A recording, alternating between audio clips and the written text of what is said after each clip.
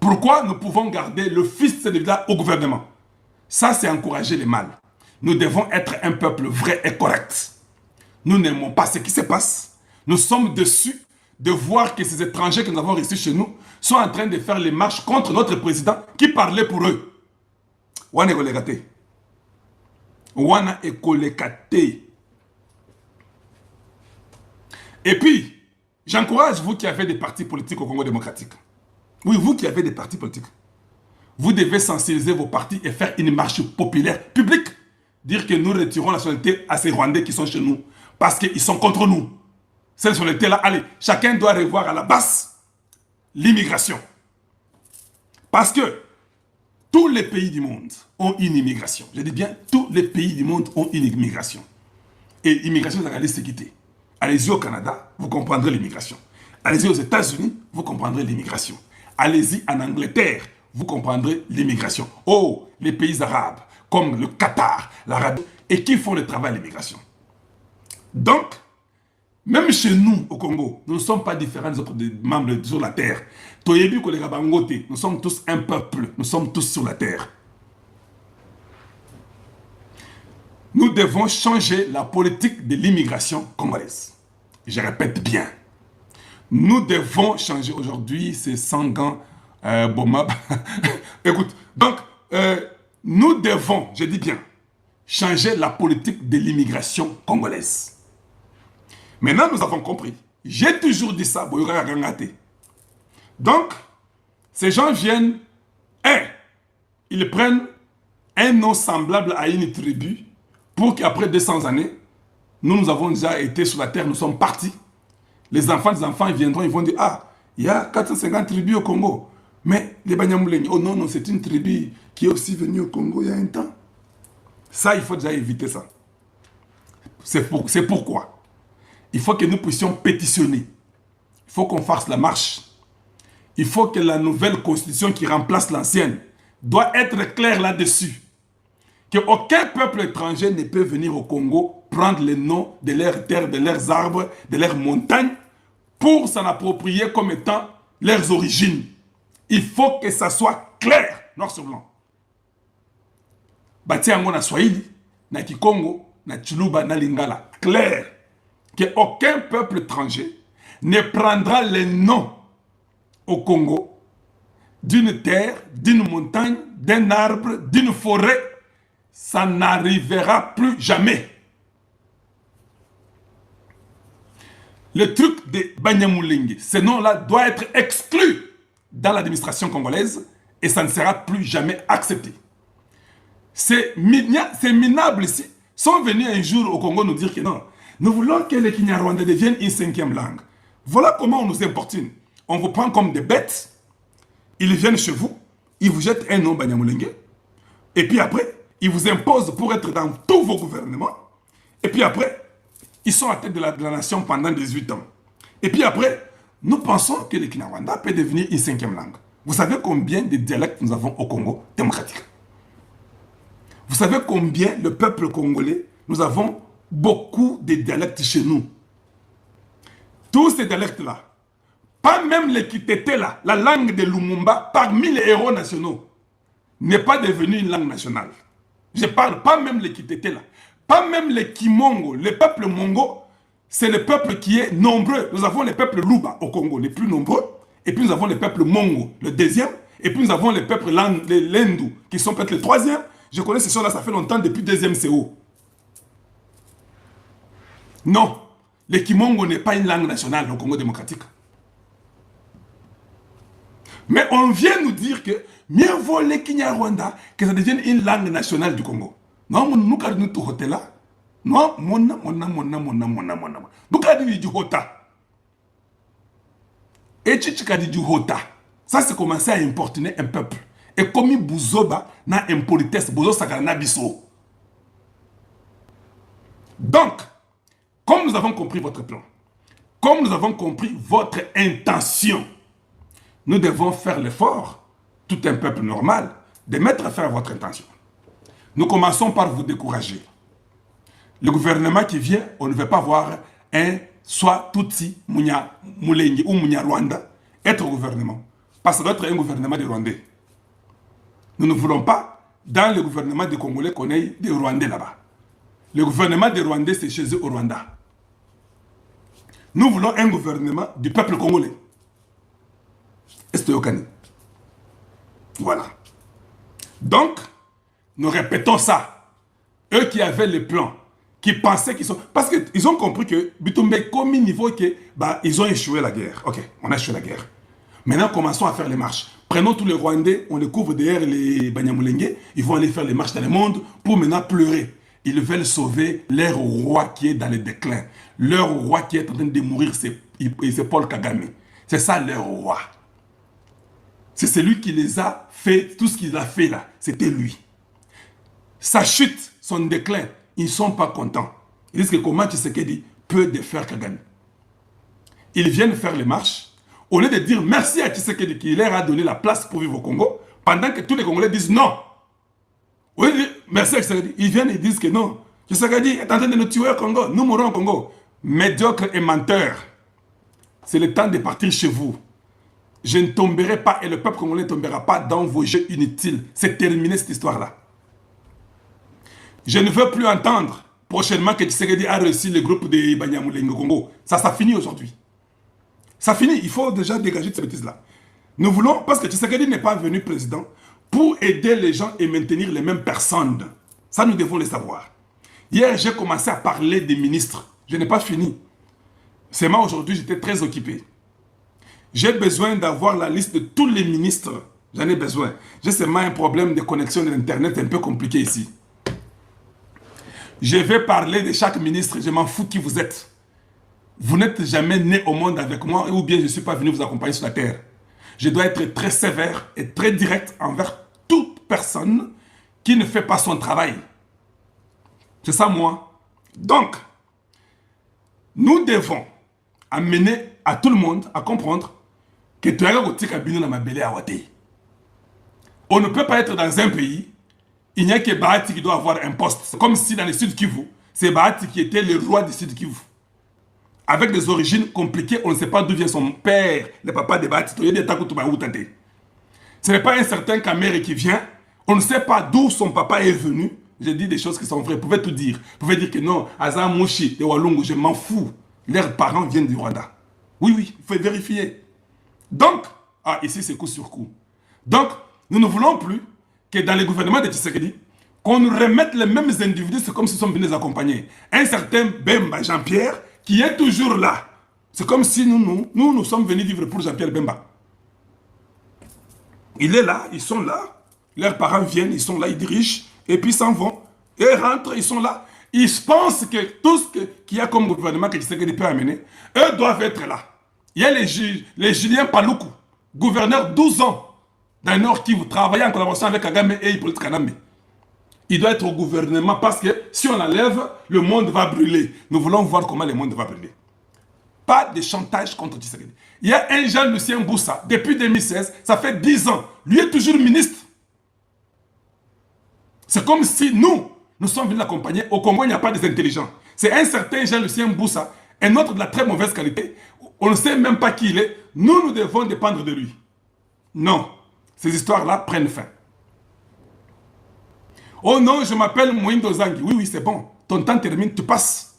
On ne peut pas garder les mêmes individus. On ne voit pas un travail de titan qui est fait. Oh non, je suis Moïndo Zangi. C'est bon. Tu es Congolais, c'est bon. Ton temps termine, tu n'es plus important. Tu n'as plus rien à nous donner. Tu n'as plus d'inspiration. Garago. We move on. We change people. On ne peut pas être au Congo avec les mêmes individus qui sont là et on le change. Non, non, non, nous ne voulons pas ça. Nous ne voulons pas un Tshisekedi qui va commencer à entretenir tous ces voyous inutiles qui sont en train de voler la République matin, midi, soir. Nous ne voulons pas ça. J'ai dit que nous ne voulons pas ça. On a une dame qui est aux handicapés, qui est là, et elle croit que c'est elle qui doit être là. Et elle ne fait rien pour les handicapés du Congo. Rien ne change pour eux. Elle est toujours ministre. Non, non, nous ne sommes pas venus ici pour être avec un individu ou une femme qui ne fait rien. Et nous sommes là en train d'observer. Et une nation de 150 millions d'habitants. Inacceptable. On a une autre qui a maudit Tshisekedi qui s'appelle Eve Bazaïba, qui est là, qui n'a rien foutu à l'environnement. Je dis bien rien foutu là-bas. Au social aujourd'hui, catastrophique. Non. Il est là, c'est comme si nous sommes en train de jouer dans un jeu où nous pensons que c'est un jeu. Ici, nous ne parlons pas de jeu. Ici, nous parlons d'une république. Vous avez essayé de récompenser l'enfant de Coutinho. C'est bon. On n'a plus le temps de garder une personne qui ne sait pas, qui n'a pas la vision sur la jeunesse. Nous avons une nation. Nous avons un Congo. C'est bon, vous l'avez récompensé. Ces histoires-là terminent aujourd'hui. On a besoin d'un vrai ministre de la jeunesse. Hein. Il faut qu'on move on. À des moments, nous devons être sérieux et sincères. Ce n'est pas un jeu d'enfants ici. Hein. Nous grandissons, les enfants naissent et la vie continue. On ne peut pas commencer à rêver. Et c'est devenu comme ça, non? Donc, c'est-à-dire qu'on on donne des gens, Tshisekedi fait ça, il fait, Tshisekedi, récompense tel. Le temps de récompense de Tshisekedi est terminé. Est-ce que vous me suivez? Le temps de récompense de Tshisekedi est terminé. Bien aimé, pouvez-vous quand même aimer la vidéo, vous aussi là? Hein? Aimez la vidéo. Parce que je vois comme si chez nous, nous rêvons au Congo démocratique. On a des rêveurs. Donc on ne comprend pas ce qui est sérieux et ce qui n'est pas sérieux. Pouvez-vous aimer la vidéo, bien aimé? Partagez la vidéo. Voilà. On évolue. Je vois dans les social media au Congo démocratique, ces jours ici. Ah non. On se joue de notre pays, je vous dis. Je vois une lettre d'émission de Kamuleta. Kamuleta va à Lubumbashi avec 22 individus. Ah, tu sais que dit non. Non, tu sais que dit non. Ça, c'est quand même un peu trop. Ça, c'est ce qu'on appelle l'abus du pouvoir. Comment Kamuleta peut aller dans le Katanga, dans un voyage de 4 jours du 20 au 24 avril, avec Firmin Vonde? Tu sais que dit ouais, j'ai vu dans les médias une liste de 22 individus qui sont en train d'accompagner Kamuleta, aux frais de l'État. 22!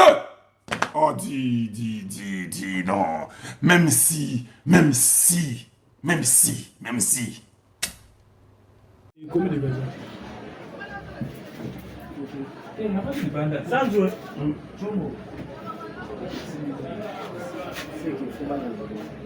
Ah bon?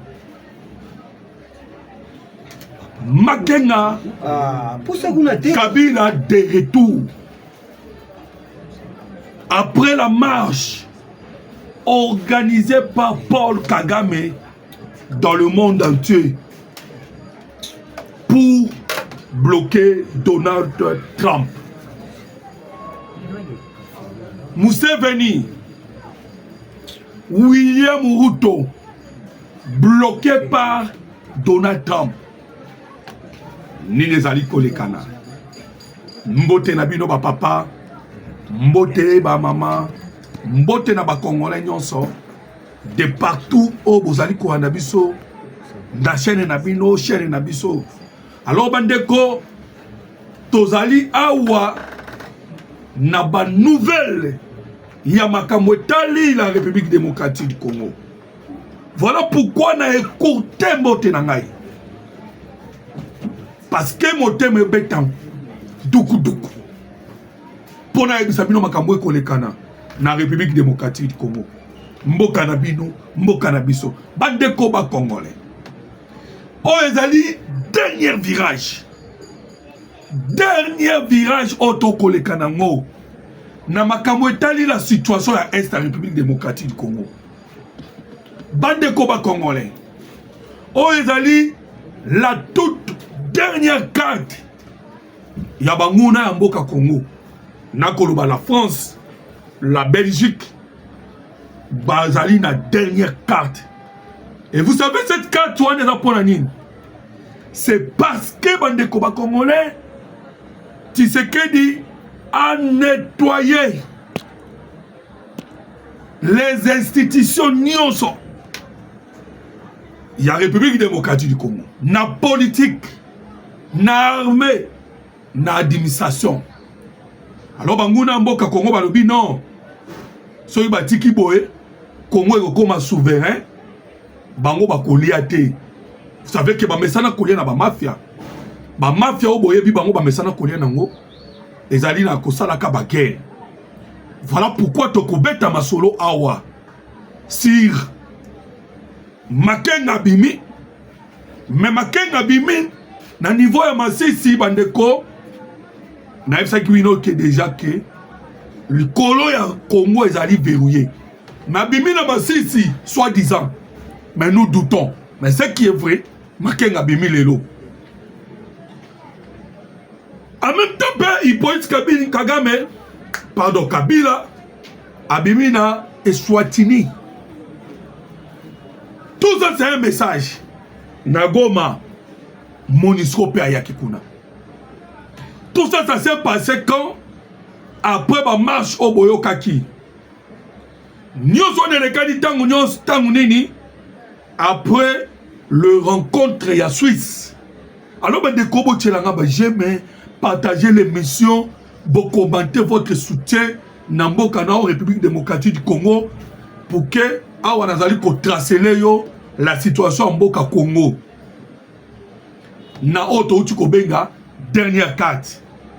Parce que on a eu Congolais qui tous les traîtres infiltrés na minute yo babwa kami mopanzi à Rwanda. Et koto yo ndakweza kosukwama. Le problème tout ça nango bande ko ba Congolais. La France, la Belgique, balobi non. Tokoki kozwa jamais otobengi nini la reconnaissance il y a génocide congolais. Liwa y a plus de 15 millions de morts. Il y a bana mboka Congo. Babi jamais tokozwa reconnaissance wanate.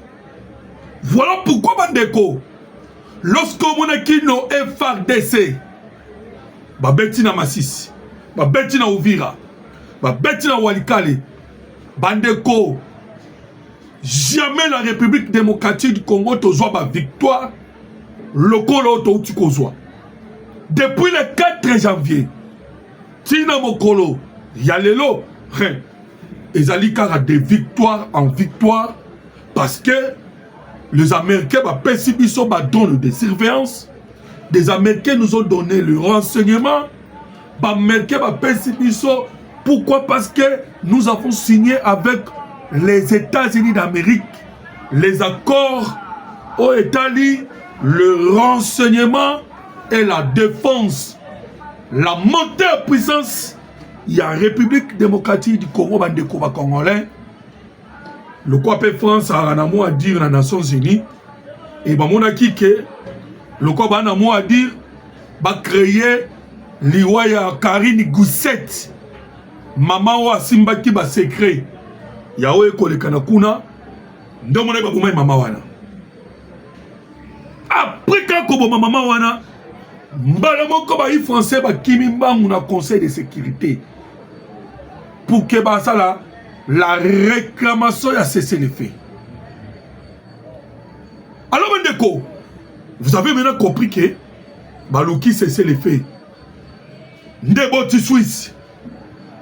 Sikoyo, awa, biloko bimi na Suisse, bandeko ba Congolais. Ezali na avantage ya Congo te.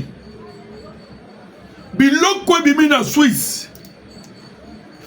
Nene bimi na Suisse. Oh mon dit lelo Makenga bimi. Parce que je parle de retour à Makenga. Bandeko, bon partager cette émission. Pourquoi? Parce que awa tokolo banabino tozo dénoncer cet énième complot. Il y a France, Belgique. Parce que tokoloba les seuls batuba Simi Kagame. Okaki Belgique, Okaki la France. Bamba lobby, bazali kaka koluka solution politique. Or solution politique na bango ezanine. C'est Katumbi. C'est le retour de Kabila. C'est le dialogue. À tel point que la France a bloqué la résolution 2773. Va bloquer la résolution 2773. Il y a Conseil de sécurité, il y a Nations Unies. Il fallait que, tant que résolution bimi, Mbalamoko va sanctionner Rwanda. Mais nous constatons que on y a zaka kubaluka boy. Lori bazaki na Goma. Bandeko. Makenga abimi mbalamoko na ba itandoike, c'est-à-dire dans les vidéos. Mbalamoko na 395 personnes oyo ya formé, soi-disant, pour que ba occuper ba poste na la République démocratique du Congo. Vous imaginez bandeko ba Congolais que Makenga Bimi Banamoko avec tous ces nombres-là. C'était une réponse. Alors, quand on Makenga Bimi, quand on Suisse et lobby nini, Suisse et lobby quand on ok, Makaboto on est en Suisse. L'installation, il y a un mécanisme conjoint de vérification, il y a cessé les faits. Cessez les faits. Maintenant, Babunda Boba doit cesser les faits. Babunda pour que, dans le moment où cesser les faits, salama, Bango Kuna Bazo Salanini, va préparer déjà Batou pour la Koya Kosalanini, Kocha Sikoyo, d'administration parallèle, comme zone de tampon. Bandeko ba Congolais. Vous avez vu maintenant les calculs à Bangouna Mboka Congo. Et vous savez pourquoi on a un CK. On a un CK. Pourquoi? Parce que Kagame, Macron, na Maxime Prévost, il y a Belgique. Bakota la Congo na fenêtre. Vous avez vu que Bandeko, Kakaba Belge Otokoluba. Ils sont responsables. Ba papa bakata bango maboko. Boyebi yango bandeko ba Congolais. Ba mama bakata bango maboko. Ba tu ba kufi en désordre. N'importe quoi na tangu. Cacao et bimaki, on a le caoutchouc. Cuivre. Et c'était la Belgique. Les loyaux, ils ont peur. Pourquoi? Parce que ba yebaki. Soit au Seigneur obtenir le statut à génocide congolais, il a dit où t'as belge. Mais pendant qu'il banga que, ceux qui ont juste statut wana, malheureusement, on va la guerre exatée.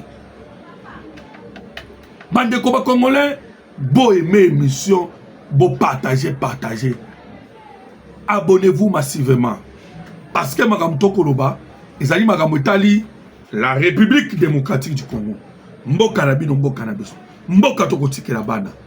Nous ne pouvons pas laisser Mboka, bande de Congolais, et Kendeboui. Alors, vous avez maintenant compris que, dès que tu as Masolo, Bayi Rwanda, na calcul Rwanda est déjà bloqué. Parce que c'est leur calcul. Ah, Tozo Banabino, Makambu, tout, oh, et les Kanakina Suisse, ils ont des côtés. Nous devons mettre cela de côté. Et les signaux Tozanayango, et là, ça qu'ils ont déjà de côté. Kagame a yokate. Kobimi Sabato, Makenga Bimisi, na sortie médiatique, il y a Kabila Kuna. Cela montre que il veut la bataille. Kagame a lingi Bitumba. D'ailleurs, à l'Oba Kango déjà. Oh non. Non, Congo. Il ne se cache plus. Alors, mais Bandeko, le problème c'est la France. Nengo Moni Mokozambo qui a travaillé qui a Kenaki Luxembourg pour le Colombo Luxembourg, Nassima Kagame. Nengo Tolongoli Allemagne, Nassima Kagame. Kagame a outi ko sepela awa.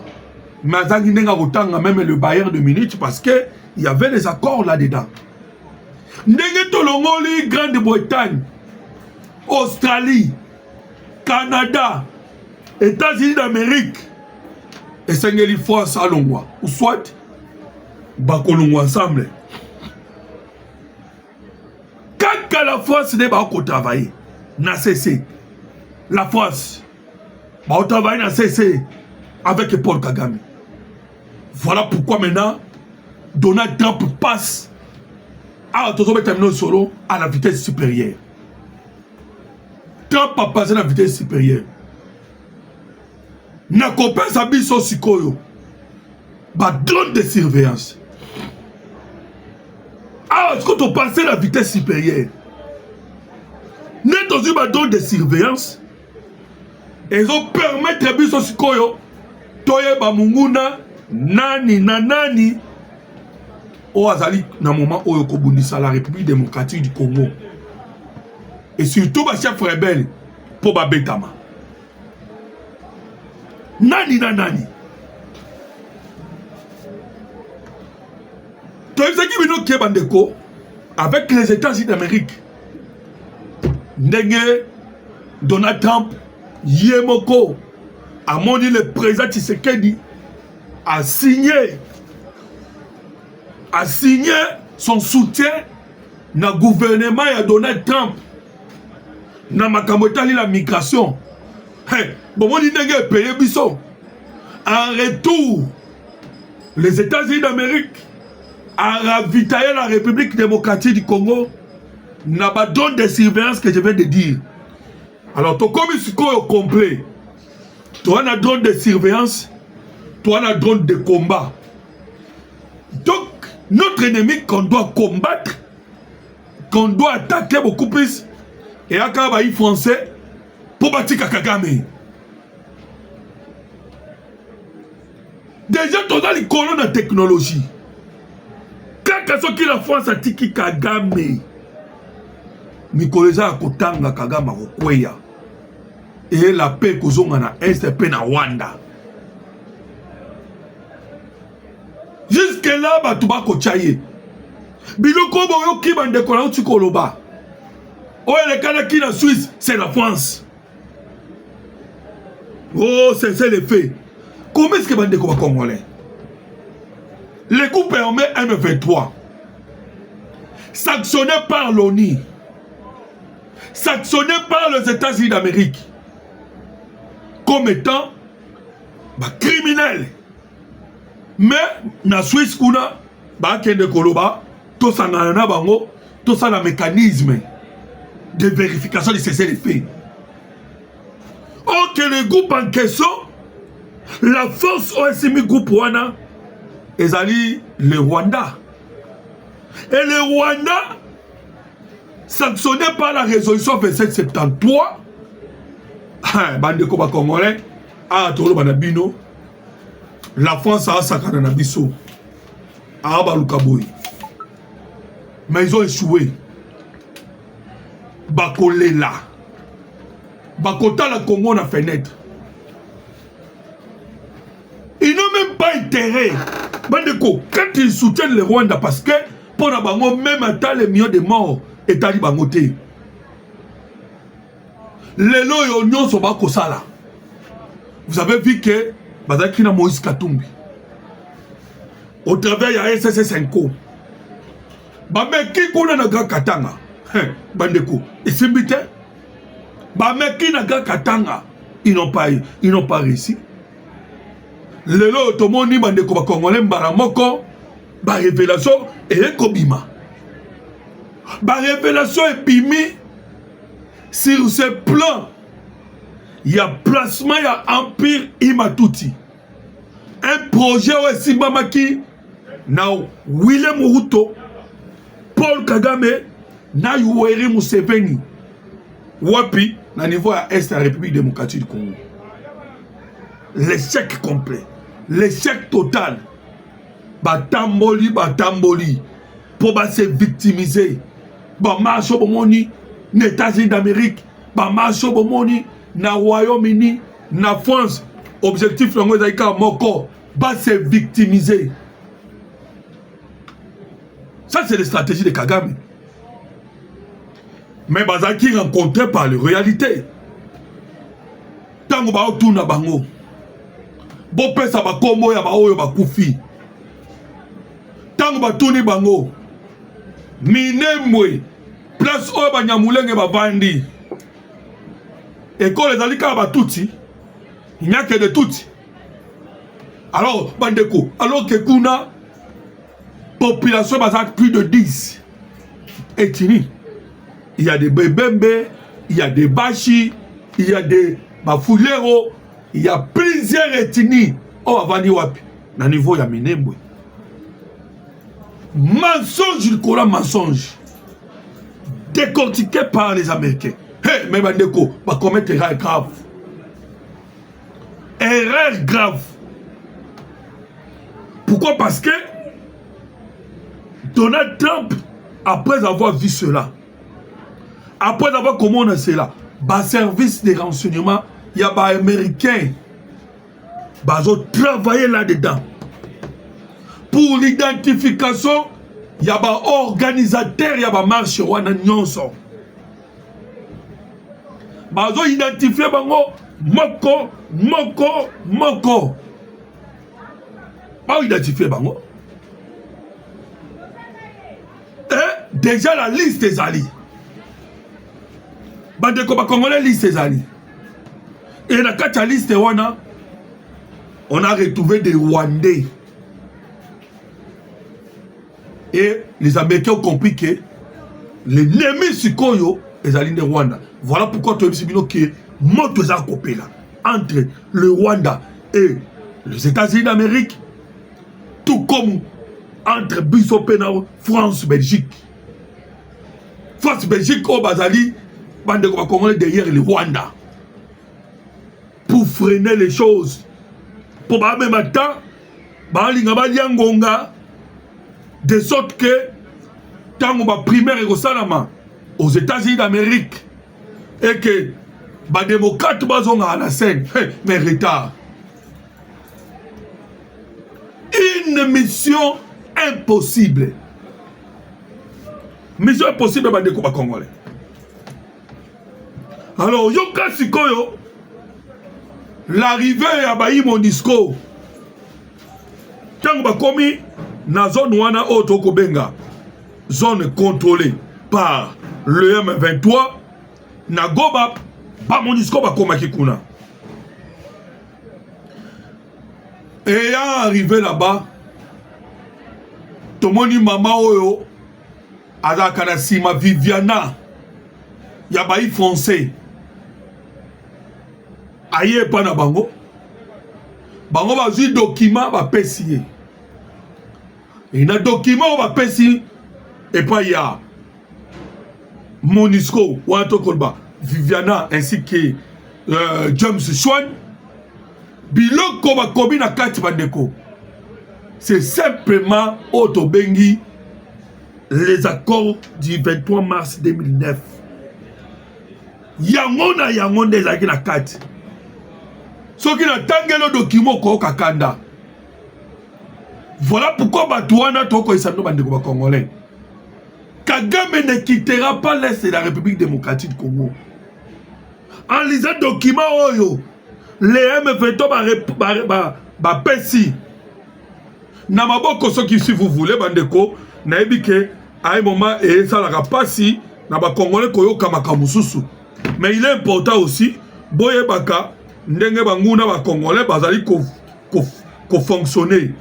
Alors, et que ça va bien. Boyo kayango bandeko ba Congolais. Na document na ba M23 basolo banini. On a biso ba M23 bandeko na boyo ko sala apologie na bango. Bon, na mukuse o biso ba M23 to gérer Goma déjà bien. Les inane ndamu to gérer Bukavu bien. Le roi bino boye awa. So il faut l'action humanitaire. Pour que l'action humanitaire n'a pas ya gouvernement congolais.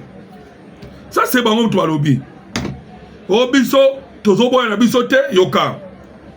Alors que Goma et Bukavu sont stabilisés. Wana selon bango les M23 sont stabilisés, nous demeurons inquiets vis-à-vis d'Ouvira. Vis-à-vis d'Ouvira, qui a vu à son élan de stabilisation être interrompu sur à la pression internationale qui exige notre retrait de la ville. Bandeko Bakongolais. Oui, que lobby na Kenya, je vais continuer de lire, mais yoyoka, boyo kalikambo bandeko. Lobi na Kenya, bayi Kenya ba telemi. Bayi bisi ba ona surtout bazaki ko sa ba marche. Ba bibi no ba Rwandais, boyaka awa comme ba Rwandais. Mais ndeni to moni bino bozo marcher awa. Et puis bon marcher contre la République démocratique du Congo. Mais bino de bo na Congo. Ba Kenyien, bazo yebisa, ba to ba marchaki. C'est ce qui se passe awa. Les M23 bazo que ne koye bisa James Swan, le nouveau patron des Nations Unies, que bango ba stabiliser ki Uvira. Djoka Uvira 1500 morts na 5 semaines. 1500 oya ba Congolais ba kufaki na 5 semaines. Mais bango ba ba chaki kimia. Djoka Goma 17 000 morts. Bango ba chaki kimia. 17 000 morts. Kaka la mukolo moko mibale. Oyo Rwanda kotaki na akataki borne 12 na borne 13. Alors bandeko, okotuna ngai sikoyo, qu'est-ce qui se passe au juste? Na uti koyebisa yo ke les problèmes tozana yango awa. C'est la France, c'est la Belgique. On va dire kotika Kagame te. Parce qu'on kolobame tokosi salika en Amérique ndeni. Il y a encore une puissance. Baï colonisation na baï foncé. Nde bazaba à la manœuvre ya MONUSCO, manœuvre ya ONI. Oh non, il faut d'abord l'obtention du cessez-le-feu. Donc, le cessez-le-feu auto koloba, une fois qu'on va installer cessez-le-feu, parce que bon baza déjà va se positionner. Mokoza ONI toba ya MONUSCO aye na Goma. Koyaka akomi na Goma, Kabila kuna bimi, Makenga bimi, na 395 personnes. Donc ils attendent quand le cessez-le-feu pour placer zone tampon. Et puis dans ce cas on va nous déclarer la partie est comme étant leur empire Imatouti. Voilà pourquoi bandeko l'Amérique koyoka yango. Parce que toi d'abord partenaire. Toi na dit na bango. Nde moni ba ravitailler biso des drones de surveillance. Le quoi toi dans ba drone de combat. Hein, na mikole koya et koza somo. Parce que le gouvernement déjà comprendre. Mouya yaouta ki koloba. Oh non. Vous sentez déjà d'où tes alaki. Mais sous pression de la France, voilà pourquoi toi kosenga bandeko. Aimer l'émission et partager. Toi na posa émission Kenmusika. Pour que bandeko ba congolais, toi ça dans le gouvernement na biso. Dans le Mali, Burkina Faso, na Niger. Bah, 4 relations de France impérialiste. Bah, ils vivent. Face à Gangaki, à tel point qu'ils vont utiliser CDAO pour attaquer les 3 pays. Quand ils vont utiliser Rwanda, bande de combat congolais. Pourquoi pas que 4 relations na France et Emmanuel Macron? Parce qu'on ne sait pas. Peut-être le lobby, ceux qui m'ont le moins, il pourrait, la politique est dynamique. Le lobby président, mon soutien, qu'on s'est pointé. Oh, Azali. Oh, peut-être madame dans Congo. Mais pour le moment, avec Emmanuel Macron, il faut pas dégager. Il faut pas dégager. Nous vous disons, alors, vous avez compris que dans la lettre, on a tangué nos sautés bandeko. Bango balobi déjà que les actions humanitaires et que nous sommes dans la zone où ils sont contrôlés par le gouvernement congolais. Entre autres, Baboyi. Ni l'ouverture à l'aéroport de Goma.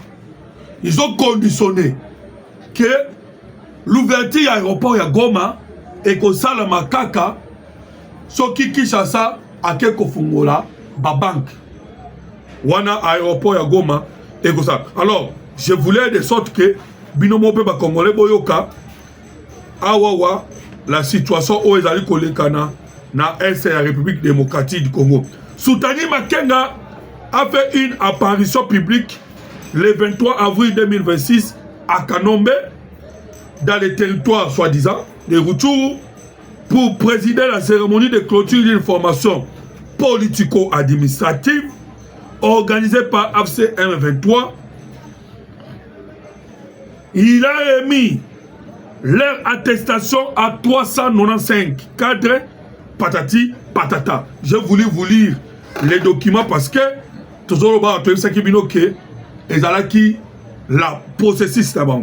Et en même temps, en RDC, le chef de la MONUSCO, James Schwan, est arrivé dans la capitale du Nord Kivu, contrôlée par AFC M23, pour une visite de 2 jours.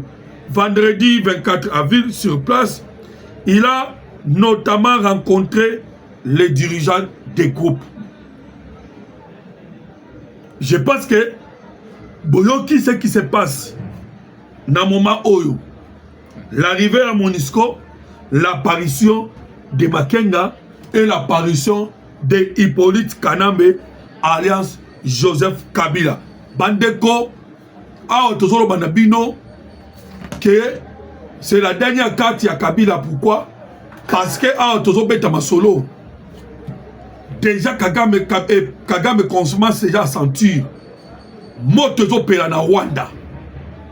Tout besoin déjà a on a mis na Rwanda. Bande ko ba congolais. To ça qui bino situation il y a prix à carburant à niveau ya Rwanda. O elongwe na $1.4 et mati directement na 2.1. Donc bazali en difficulté totale. Biloko tout et mati cher. La vie est comme il passe. Yemoko Kagame a déclaré qui liboso la population à Rwanda a yebisi na bango que bon serrer sentir. Pourquoi? Parce que les jours à venir est très difficile. Et na kotanga déclaration oyo uti koyoka on a uti koloba déclaration oyo ba IM23 ba lobby. Vous allez constater que na kata déclaration wana ba IM23 bazoloba ke baza en bon terme maintenant Rwanda. À tel point que le gouvernement kangi ba banque bango ba tourner vers Rwanda. Donc awa bazali susko bomba eloko moko te. Ata moko te ba bomba. Ils disent tout.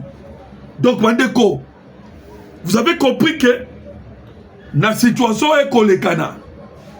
Kagame a joué dernière carte parce qu'il a asphyxié, bloqué, isolé par les Américains.